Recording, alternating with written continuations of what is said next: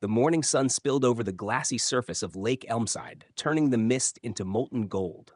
Birds called lazily from the treetops. The breeze smelled of pine, wet soil, and the sweet promise of peace. It was the kind of morning that made you believe nothing bad could ever happen. I stood on the porch of my cabin, coffee in hand, watching a pair of loons glide across the water. My name is Samuel Ridge. I'm a retired judge who once presided over courtrooms packed with lawyers, defendants, and arguments so thick you could choke on them. Now, I spend my days in a quiet corner of Tennessee, on a patch of land my grandfather once plowed with his bare hands. A place I thought would be the final chapter in a life of battles. I built this cabin myself, not just as a home, but as a small legal aid office, a sanctuary for folks around here who couldn't afford attorneys. I called it the Justice Shed, though that name drew more laughs than praise. Still, it was something. A desk, a few chairs, my old law books, and a second-hand coffee maker. More justice had been served in that little room than most cities could claim in a year. Life was simple. I chopped my own wood, made my own meals, and only turned on the news once a week. Most days, I thought I'd finally outrun the noise of the world. But the world has a way of hunting you down, especially when you least expect it. The first crack in the calm came with the rumble of tires on gravel. I turned to see a black SUV snaking its way up my driveway, its windows tinted dark like the eyes of a shark. It wasn't local. Around here, folks drove beat-up pickups or rust-bitten Chevys. This car screamed money, power, and trouble. The door opened and out stepped a woman in a cream blazer, high heels digging into the earth like they didn't belong. She had platinum blonde hair cut into a bob so sharp it could wound, and sunglasses so large they hid most of her face. But I recognized her. Everyone in Elmside did. Veronica Blaine, president of the Elmside HOA, ruthless, polished, cold as river stone. People whispered that she used to work in politics or corporate law or something slick and dangerous. No one knew for sure, but no one dared cross her. Judge Ridge, she said, her voice clipped and coated with condescension. Or should I say Mr. Ridge now? Retired and rustic. I set my mug down on the porch railing and gave her a nod. Morning, Miss Blaine. What brings you out to my neck of the woods? She pulled a thick envelope from her leather bag and handed it over like a poisoned apple. This is a formal notice, she said. You're in violation of multiple HOA ordinances. Specifically Section 4.2 regarding unauthorized structures, and Section 3.7 concerning community aesthetics. I opened the envelope and scanned the paper inside. Legal jargon, threats of fines, warnings of demolition, all because of my cabin. You mean this office? I asked, pointing to the little structure behind me. I built that with my own hands. I use it to help people around here. Help isn't the issue, she said, adjusting her sunglasses. The issue is consistency. This isn't the place for charity clinics or makeshift law offices. It sets the wrong tone for Elmside. I stared at her, trying to decide if she believed her own words or was just reading from a script. This land belonged to my grandfather, I said quietly, long before Elmside had a welcome sign, before there was an HOA, before there were rules written by people in heels too high to walk through mud. Her lips curved into a polite but venomous smile. And yet, here we are. If you do not comply within 14 days, we will pursue legal action. Or, she paused as if tasting her next words. You could just sell. Sell? Yes, there's interest in this property, serious interest. And quite frankly, this place could be upgraded. You're sitting on prime lakefront, Judge. You could take the money and retire for real. I looked at the lake, at the trees, at the birds still dancing in the branches like nothing was wrong. And I looked at her, the way she stood, the way her eyes lingered on the land, not the people.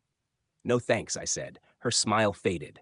Then I hope you enjoy court. Have a nice day. She turned, got in her car, and peeled out, spraying gravel across my boots. I stood still for a long moment, the envelope in my hands, the echo of her tires fading into the trees. I knew then that peace had just left my porch, and war had driven in.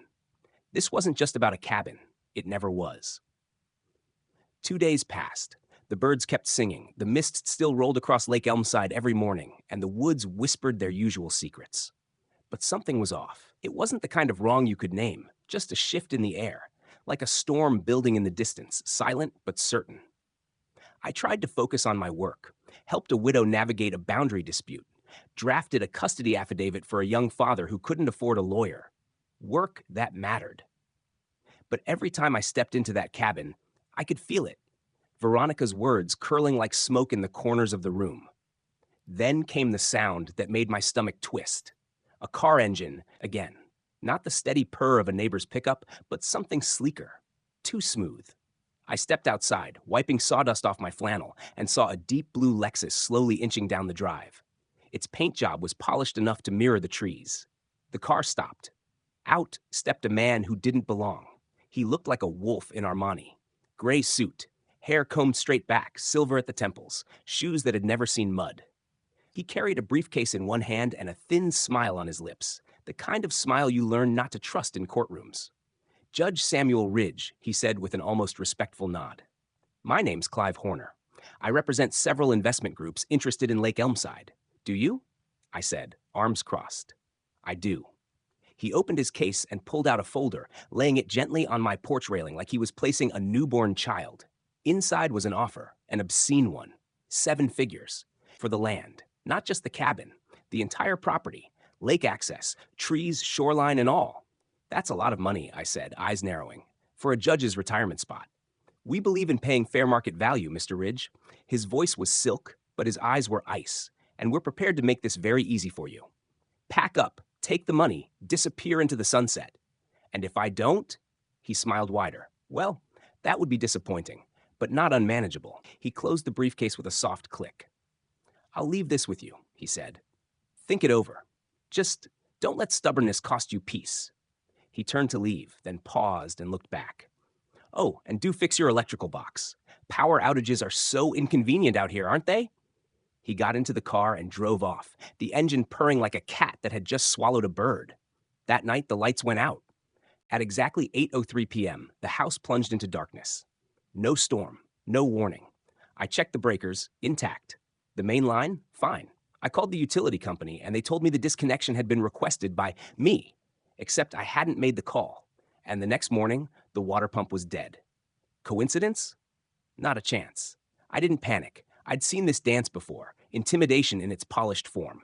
Turn the screws just enough to make a man feel isolated. Push him toward the edge and offer him a hand, so long as he agrees to jump. But I'd learned long ago, the more desperate a man is to buy your silence, the more dangerous your truth must be. So I did what any judge worth his gavel would do. I started taking notes. I installed motion sensors around the cabin, tucked a voice recorder under my front desk. I called in a favor from an old buddy who ran a locksmith shop and had him reinforce the door. Then I reached for my worn leather phone book, the one I hadn't touched in years, and found the name I needed. Julia Ridge. My niece. Reporter. Firebrand. Unstoppable. She picked up on the third ring. Uncle Sam? She asked, surprised. Everything okay? Not quite, kiddo, I said. I think I've stumbled into something, and I'm going to need your eyes, your ears, and your instinct for trouble. There was a pause. Sounds like a story, she said. No, I replied. Sounds like a war.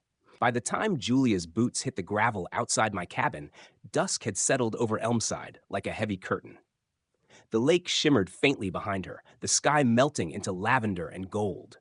She stepped out of her red Jeep Wrangler, eyes hidden behind aviator shades, hair pulled back in a no-nonsense braid, and a camera bag slung across one shoulder. She hadn't changed one bit since college. Still walked like she was storming into a courtroom. Still talked like she could smell a lie 2 sentences ahead. This place is prettier than I pictured, she said, scanning the tree line. Though the quiet's a little suspicious. That's because the quiet here isn't real, I muttered. It's trained. She shot me a look, then got serious. You said you were being watched? I nodded, and we moved inside. I handed her the envelope Clive Horner had left, then the HOA notice from Veronica. Then the printed call log from the utility company showing the fake shutoff request, supposedly made by me. She scanned through everything, eyes narrowing. And you've had cameras up? Motion sensors. Started logging entries yesterday. Someone was near the fence line at 2:47 a.m. this morning. No lights, no sounds, nothing stolen. She leaned back in her chair, drumming her fingers on the table. That's not harassment. That's surveillance. They're checking your patterns, trying to figure out when to move in. That's what I was afraid of. Then Julia opened her laptop and connected to a mobile hotspot. I want to know who owns Argento Ventures, she said, typing rapidly. I've seen that name before. If they've got their claws in HOA leadership, there's a trail. While she dug, I went out to refill the coffee pot. The sun had fully dropped and night came in thick. Every crunch of the leaves outside now felt sharper, more deliberate. I kept a hand near the shotgun by the door, not because I expected to use it, but because I might need the message it sent. Inside, Julia let out a low whistle. "Got something," she said. "Turns out Argento Ventures isn't a company, it's a shell. Registered through 3 cutouts in Delaware. But dig a little deeper and you get a hit on someone named Jared Ling, former executive at East Bay Casinos, fired in 2019 for," she paused, reading, "manipulation of land purchase votes in HOA-controlled communities." She looked up. "This is a pattern. They do this over and over. Move into a scenic area with a weak HOA, install someone flashy like Veronica, rewrite local rules, and force property owners to sell under pressure. Then boom, build a private resort or a casino hub. And Elmside is just the next target." I exhaled slowly, the weight settling in. I'd seen RICO cases in federal court. I'd seen criminal rings that dressed in Armani and smiled through courtroom doors. This had that stink. But I wasn't ready for what happened next. The knock came just after 10 p.m. 3 short raps. Julia froze, eyes darting toward her gear. I moved to the door, shotgun still out of sight but within reach. Then came a voice, thin and worn but familiar. "Sam, it's Edith. Edith Marsh." I opened the door slowly, and there she stood. Edith, the retired treasurer of Elmside HOA. A woman in her 70s with knotted hands and a stare that could wither steel. She clutched a cloth bag like it held state secrets. "Sorry to come so late," she said, "but I couldn't sleep." And I thought, maybe you should see this. We let her in. She sat, pulled a bundle of papers from her bag, and began spreading them on the table. Meeting minutes, financial ledgers, signature sheets, all with one common thread, Veronica's name. Sometimes as presiding chair, sometimes approving fund transfers, sometimes signing for people who hadn't been in Elmside for years. "This one here," Edith pointed, trembling, "says we voted to sell parcel 18 for green space. That's your land. But this vote, it never happened. I was at every meeting. And that signature? That's Margaret Barlow. She died 2 years ago." Julia's jaw tightened. "Forgery, fraud, coordinated action." Edith nodded. I didn't want to believe it. But then I saw her meeting privately with 2 men from out of state, sleek suits. One of them had a casino badge clipped to his belt. That's when I knew. She paused, voice cracking. "She's selling our home, Sam, piece by piece, and no one's stopping her, except maybe you." I looked at the papers, the crumpled hands that held them, the desperation in her voice. No, not desperation, determination. And suddenly, I wasn't a retired judge anymore. I was back on the bench, gavel in hand, staring down another masked predator dressed in legality. Only this time, the courtroom was my land. The witnesses were my neighbors, and the verdict wasn't going to wait. "We've got enough to start pulling threads," I said. "But we need more, something that ties her directly to the buyers. And we're going to need protection, because the moment they know we're digging, they'll come knocking with something stronger than power outages." Julia smiled faintly. "Good.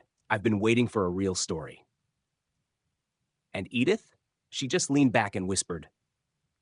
Then it's time the silence broke. The next morning brought fog so thick the lake looked like it had vanished. It wasn't mist. It was a curtain, drawn across the land like nature's warning. Stay hidden or be seen too clearly. We didn't have the luxury of hiding anymore. While Julia and I reviewed Edith's documents over steaming mugs of coffee, I heard the unmistakable sound of tires crunching gravel. But this time, it wasn't a luxury car. It was an old Dodge pickup, rust curling around the fenders, the exhaust rattling like a cough that never healed. Leo Trent stepped out. Broad shoulders, work boots, and a face weathered by sawdust, wind, and years of minding his own business. A carpenter by trade, a loner by nature. But Leo had one rule. Loyalty went further than law.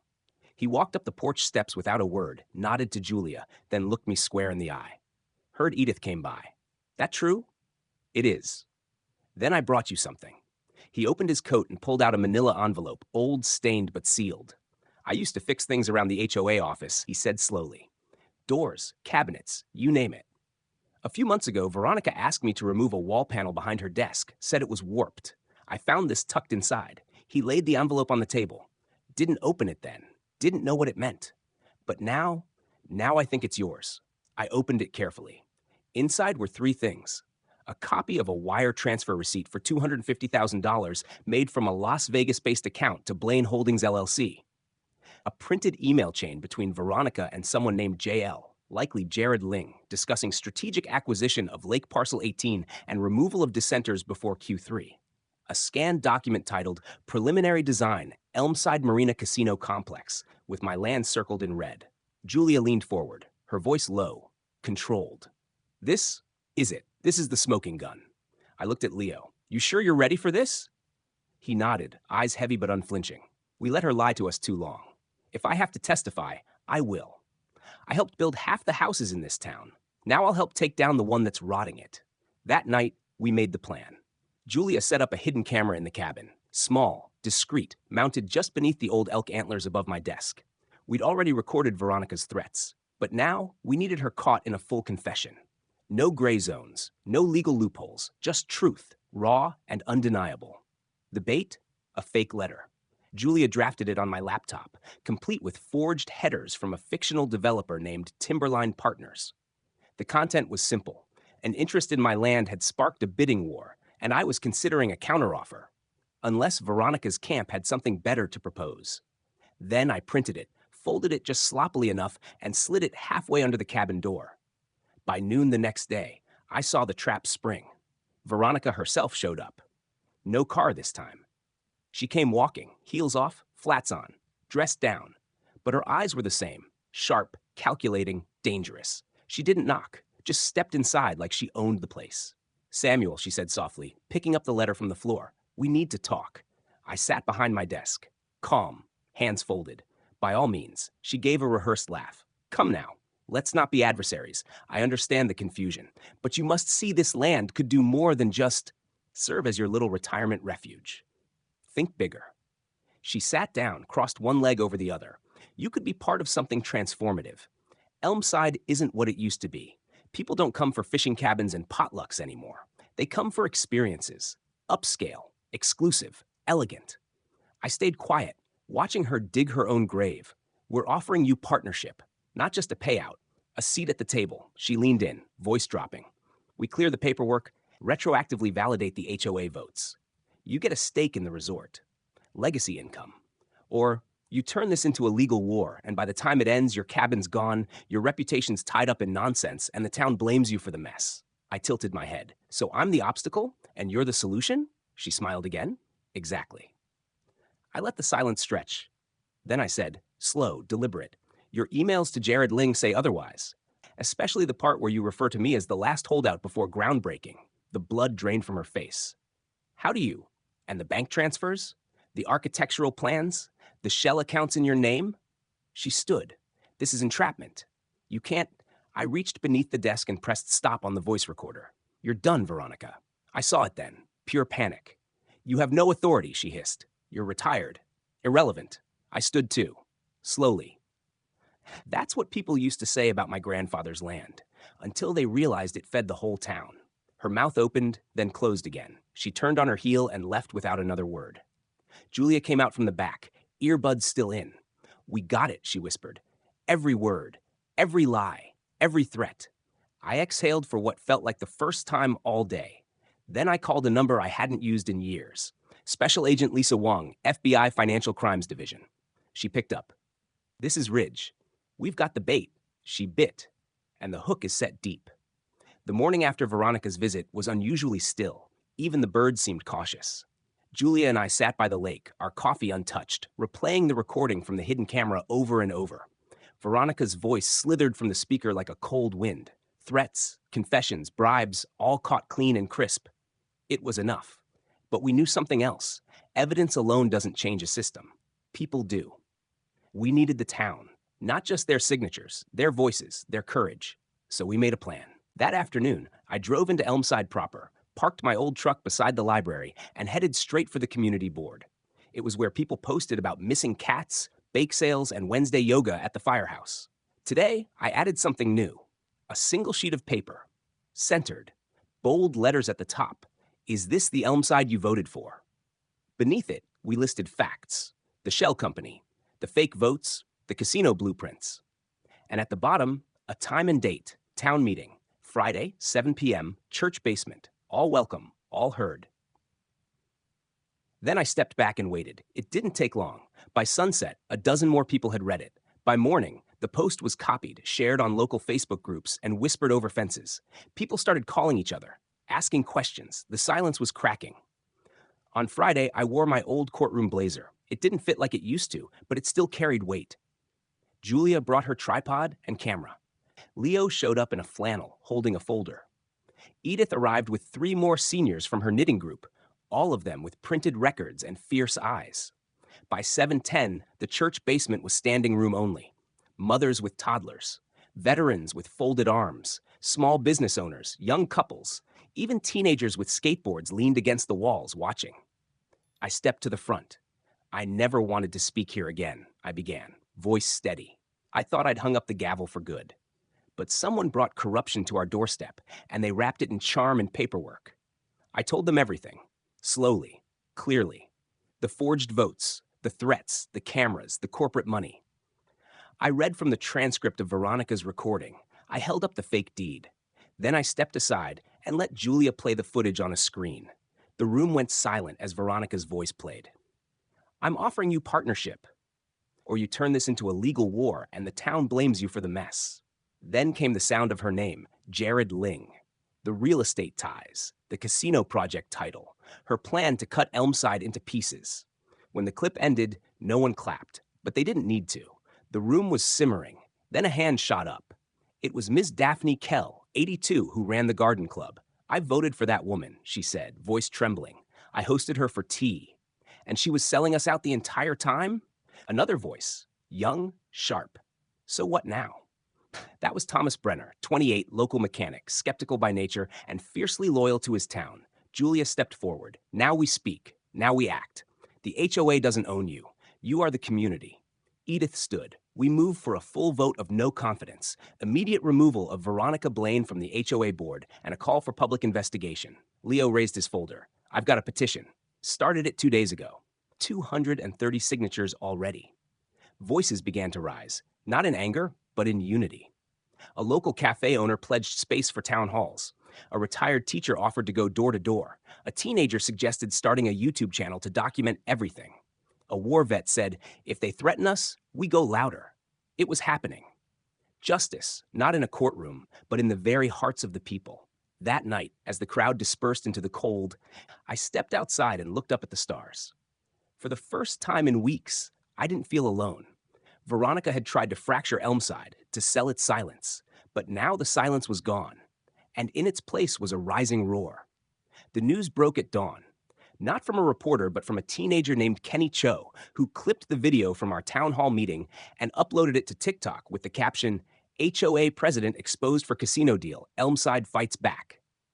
It hit 80,000 views by noon. By evening, it reached 400,000 and spilled into local headlines. And just like that, Elmside wasn't quiet anymore. Suddenly, people across the state were talking about us, about a lake town where regular folks stood up to power, about a retired judge and a granddaughter with a camera, about forged votes, offshore accounts, and a woman who'd worn pearls while selling her neighbors' homes behind their backs. Then came the backlash. It started small, nasty notes in mailboxes, anonymous complaints filed against my property for zoning violations, a sudden audit request sent to Leo's construction license. Power flickered again. Julia's tires were slashed, but we weren't rattled. We knew what that meant. Desperation. On the 3rd day after the meeting, the real punch landed. Veronica filed a cease and desist order against me, Julia, and the concerned citizens of Elmside, accusing us of defamation, trespassing, and interference with contractual interests. A lawsuit. Filed in a county 50 miles away, where a judge was rumored to be a longtime friend of one Jared Ling. It was a classic move. Bury the truth under paperwork and drag it through legal quicksand. I sat at my desk, reading through the motion, eyes narrowing at every carefully worded lie. She was playing chess. But I'd played this game longer than she had, and I never moved without knowing how the board would look 3 turns later. That night, I called Lisa Wong. She answered in a hushed tone. We're close, she said. The casino's involved in more than land grabs. It's part of a laundering ring, shell companies, bribes, hush money across 3 counties, but we still need your help. We need her to connect the dots out loud. A meeting, a deal, a final push. So we gave Veronica what she wanted. I told her I was backing down. I had Julia deliver a message through a mutual contact. I was tired. The heat was too much. I wanted to talk. We invited her to the cabin. One last time. I made sure the pen on my desk was actually a recorder. The cameras were checked. Julia hid in the next room with headphones and a live connection to Lisa's surveillance van parked a mile down the road. Veronica arrived alone, but different. No pearls, no heels, no charm. Just a woman unraveling. She stepped inside, looked around at the walls that held everything she couldn't control, and sighed. "You win," she said flatly. "But maybe we both lose." "Sit," I said. She did. "They'll cut me off," she muttered. "Jared, the others? They said I needed to deliver this land by June or they'd find someone who could. I didn't know how deep it went. I just wanted out. You forged votes. You took money. You terrorized people. I know." She wiped at her eyes, but no tears came. "I didn't mean for it to go this far.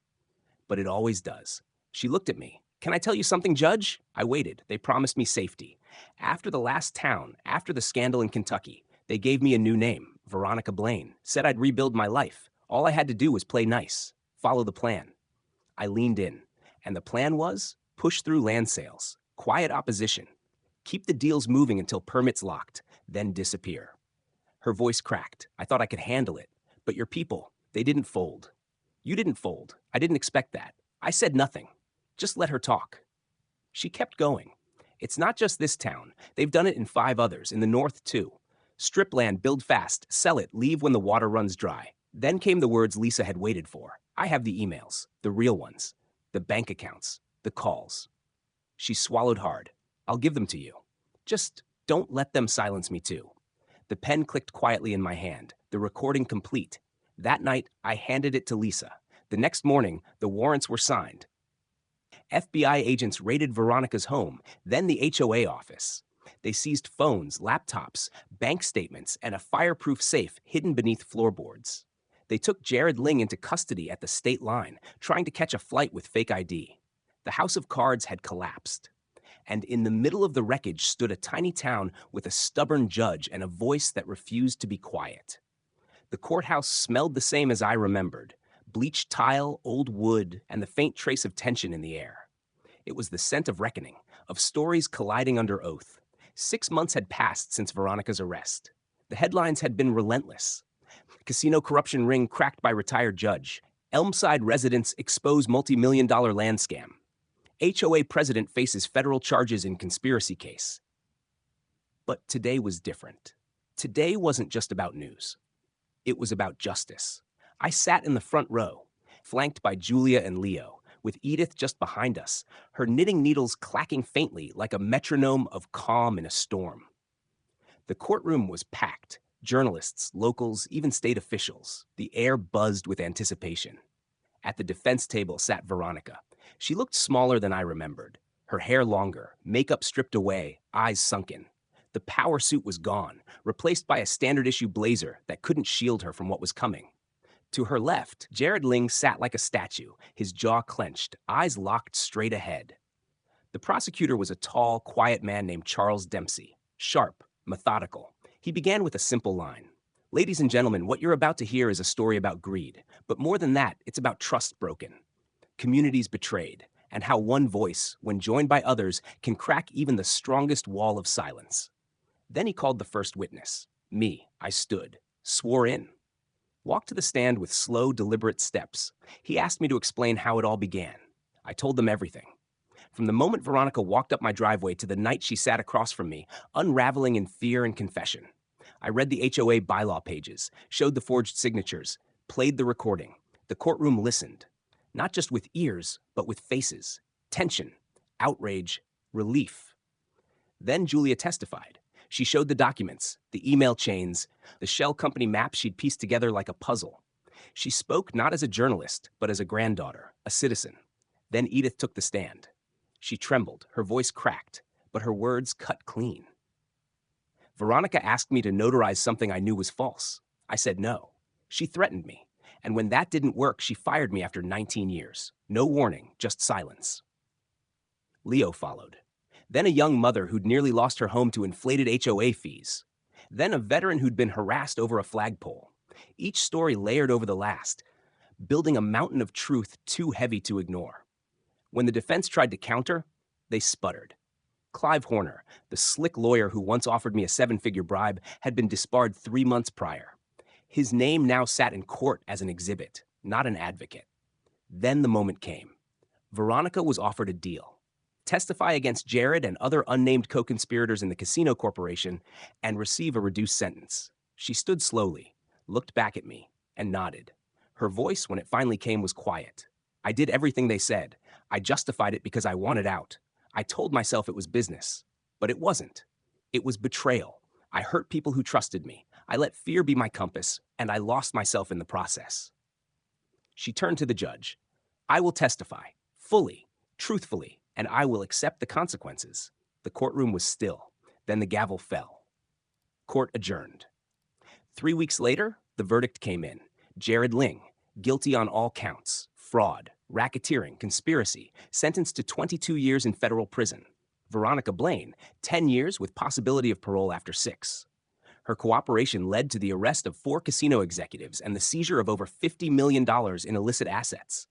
The Elmside case became a national model, how communities could take on corporate manipulation, even without armies of lawyers. We didn't win with firepower. We won with truth. Spring arrived early in Elmside. The frost receded faster than usual, and tulips pushed through the soil like survivors, stubborn and beautiful. The lake shimmered brighter, as if it too had exhaled a long-held breath. But the change wasn't just in the weather. It was in the people. The first community meeting after the trial was held under open sky in the park that used to be locked behind HOA fences. A folding table served as the council desk. No suits, no gavel, just neighbors, side by side. Julia stood beside me, camera slung over her shoulder, but she wasn't filming. Not this time. This was for us. Edith was voted chair of the new Elmside Community Council, unanimously. No one else even ran against her. Leo became the head of infrastructure. Daphne Kell took over gardens and beautification. And the teenager, Kenny Cho, the one who sparked it all online, was invited to create the official community website and keep transparency flowing. The HOA was officially dissolved, its accounts audited. Every dollar recovered was redistributed to homeowners who had been unfairly fined or pressured into giving up their land. It wasn't just money. It was dignity returned. One by one, residents began reclaiming their voices. The Sanchez family painted a mural on their garage, waves, trees, and the words, "This land is ours together." Old Mr. Winslow, who used to keep his porch light off in protest, now left it on every night, bright and steady. Even the church bells rang louder. And me? I rebuilt the cabin. This time, it wasn't just a legal aid center. It became the Elmside Justice Hub, a place where people could meet, get free consultations, learn their rights, and find support without shame. We had donated laptops, a printer that actually worked, and a desk made by Leo himself, oak and steel, sturdy as truth. We took on new cases. A landlord trying to evict a veteran unjustly, a crooked insurance rep trying to dodge flood claims. We didn't just help, we won. And for the first time in years, I felt something I hadn't expected to find again after retirement. Purpose. Julia, meanwhile, turned her footage into a full documentary. It aired on public broadcasting, titled The Lake That Spoke. It won an award. But more importantly, it sparked a movement. Other communities reached out, asked how we did it, if we could help, and we did. That summer, the mayor of a town upstate drove down to ask for advice on dissolving their own corrupt HOA. I sat with her on the dock watching ducks glide across the lake and said, "It's not about fighting back. It's about standing still and not budging. Truth is heavier than fear. Let it settle, and it'll hold the line." We shared coffee, shared stories, shared hope. It became a cycle. Justice, rebuild, reach out. And the circle grew. On the first anniversary of the town hall meeting, the entire community gathered by the lake. Picnic tables, fire pits, lanterns hung from trees. Kids played tag. Edith read a poem. Kenny launched a drone for a group photo. And I stood quietly at the edge of the water, watching it all unfold. Julia came up beside me, 2 cups of cider in hand. "You ever think it'd end like this?" she asked. I smiled. No, but I always hoped it would begin like this.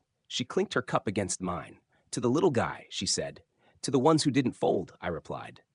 Then we stood in silence, letting the warmth of the fire behind us and the cool air off the lake mix into something that felt like peace. It started with letters, dozens of them, arriving each week, some typed neatly, others scribbled in uneven pen.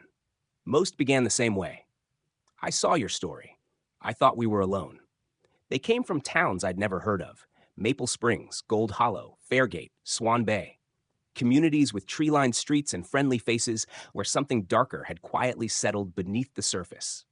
HOA presidents drunk on power. Developers twisting rules to force residents out. Seniors intimidated into selling family land. Families paying fines for flowers planted too close to their porches. And they wrote to us, to Elmside, to me. One letter came from a woman in Montana. She was 72, lived alone, and her HOA fined her for flying an American flag on a 14-foot pole instead of 12. When she refused to remove it, they began harassing her with false violation notices. She mailed us photos, documents, and a question: "Do you think we can fight back?" I didn't send a form reply. I wrote her back myself. "Yes, but not alone. Bring neighbors, build proof, tell your story. Truth doesn't move fast, but it moves."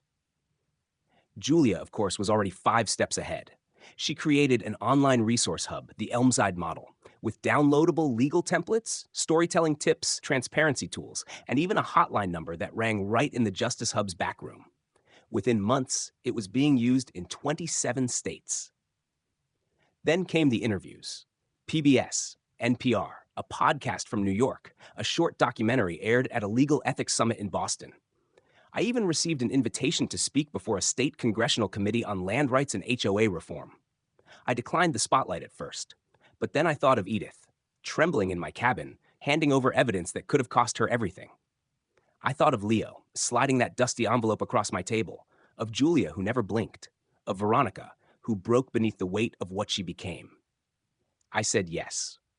At the hearing, I stood before lawmakers and lobbyists, wearing the same coat I wore to the first town hall, and told them what I'd learned, not from textbooks or courtrooms, but from people. Power, when unchecked, stops serving.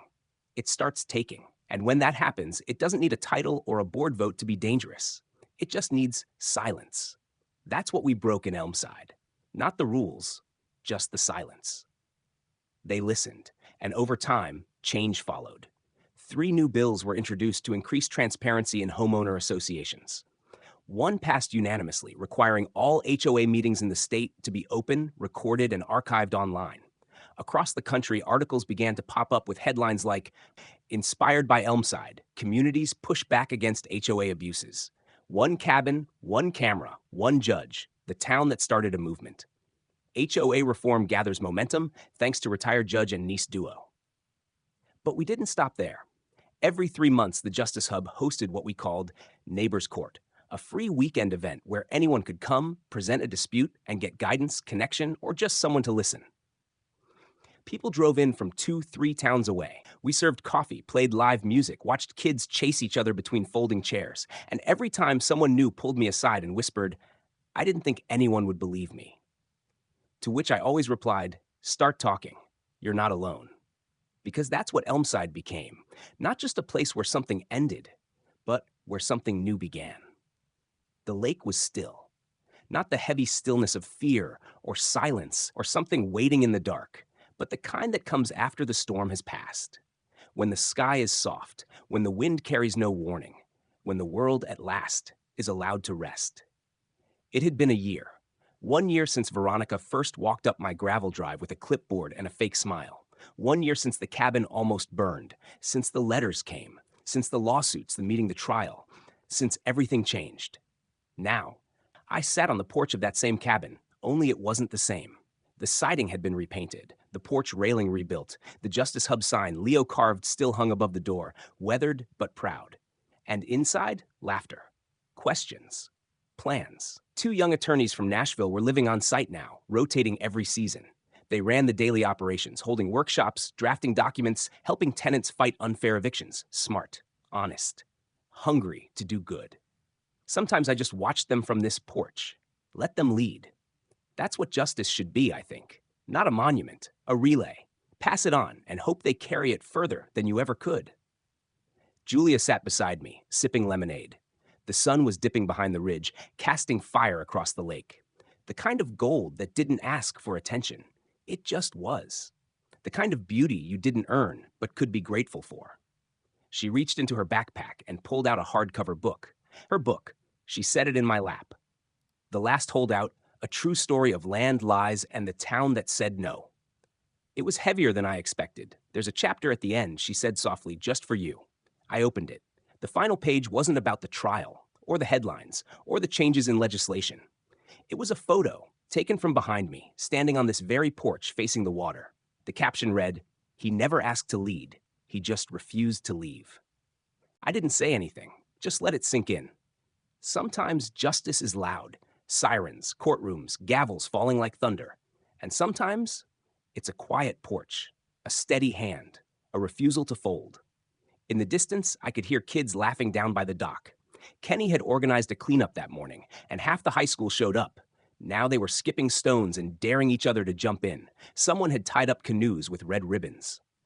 A tradition now, every time a legal case was won, a new ribbon went on the line. There were 13 of them fluttering. Soon I knew there would be more. The screen door creaked open behind me. Edith stepped out, holding 2 peach cobblers, one for us, one for the new volunteers. She was wearing a shirt that said, "Ask me about HO reform." Elmside had come a long way. And me? I wasn't retired anymore. Not really. Not in the way that meant finished. Just home. A gust of wind swept across the water, sending ripples toward the dock. The sun dipped lower, its final light touching every rooftop, every tree, every path we'd walked to get here. Julia leaned her head on my shoulder. "You think we're done?" she asked. I shook my head slowly, eyes on the horizon. "We're never done, kiddo. But for now, we rest." The last light danced across the lake and stayed a little longer, as if justice itself had decided to linger just one more moment before nightfall.